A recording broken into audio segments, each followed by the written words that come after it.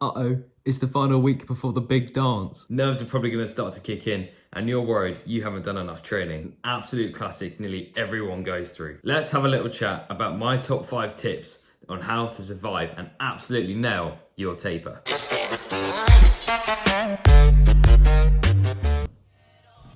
Coming into that final week of training for a big race like the marathon can be difficult. Reducing your volume and intensity, which can start to play mind games with you. Some people start to think that they're not doing enough and they're going to be losing their hard-earned gains. Others think that they've actually worked too hard and might not be fresh enough in time, causing them to drop their training a little bit too much. That and every ache and pain seems to suddenly be horrific. Lots of people call this process Maranoia.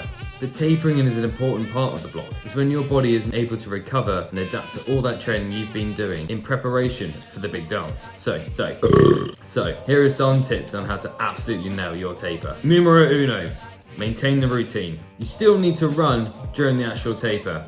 Don't absolutely stop. Don't start Operation Slug just yet. If you've been running, say, 5 times a week with Friday and Monday off, maintain that. If you've been doing a session on a Wednesday, do that too. But obviously, compared to the other weeks, drop the intensity and the volume down slightly. This should stop you feeling sluggish, but will also help to maintain your fitness, even with the reduced volume. Your legs will still be able to tick over once you actually get running in the big race and should be absolutely fine. Tip numero dos. Remember the good days. Easy to let 1 or 2 bad days play on your mind. Bad ones stick right in there, more so than the good. But I can guarantee during your block, you had 1 or 2 good sessions or long runs. These should be remembered and give you confidence that when it comes to it, you can absolutely smash it. If you're gonna let any day define you, let it be the good ones, and let's try and forget those blips. Some people actually find it easier to write them down or to go back through Strava and remember those good days. It's all about that positive mindset. Tip numero 3.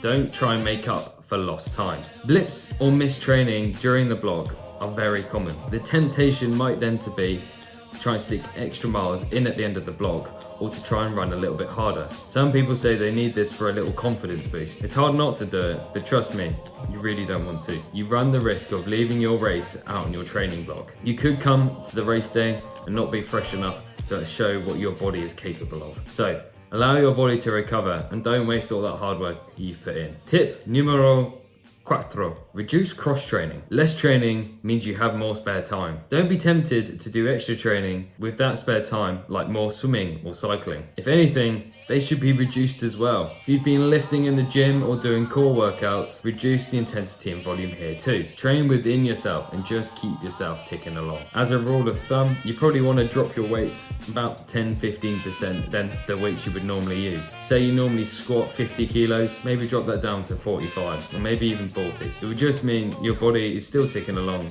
but again, you're not fatiguing yourself. And finally, tip numero 5. Recover like a king or queen. You've been smashing your body for a long period of time. Use all the recovery methods at your disposal to string all those pieces back together again. Eat well, stretch, foam roll, sleep. You have a extra time now, bang it here. Sleeping on the night of the big race, that's going to be difficult. It's probably good to get ahead.